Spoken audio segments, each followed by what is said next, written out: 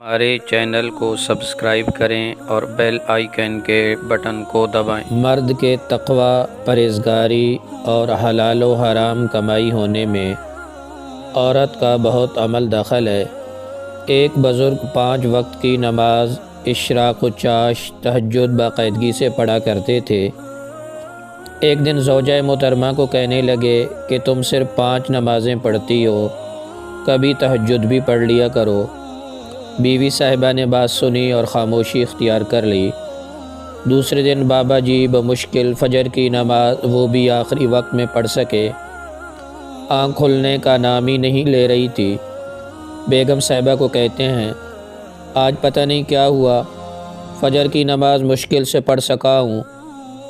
بیگم صاحبہ مسکرا کر کہنے لگی، میرے سرتاج، پہلے میں باوضو کھانا بناتی تھی، جس کی برکت سے آپ کی تہجد میں آسانی سے آنکھ کھل جاتی تھی۔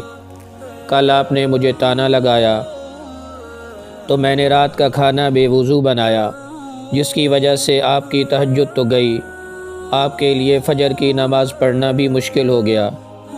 اور یہ تجربہ شدہ بات ہے کہ جو خواتین باوضو کھانا بناتی ہیں، وہ پاکی کا خاص خیال رکھتی ہیں، اس گھر کے مردوں پر تقوی و پرہیزگاری کے اثرات نظر آتے ہیں۔ بیوی حسین ہو تو صرف دنیاوی حور ہوگی، اور اگر متقیہ اور علم والی ہو تو آخرت میں سینکڑوں حوروں کے ملنے کا سبب بن جاتی ہے۔ حبیب اجمی کی بیوی ان کو رات کے آخری پہر اٹھاتی اور بلند آواز سے کہتی، اے بندہ خدا اٹھ اور دیکھ، رات گزر گئی اور تیرا راستہ طویل اور تیرے پاس زاد راہ قلیل ہے۔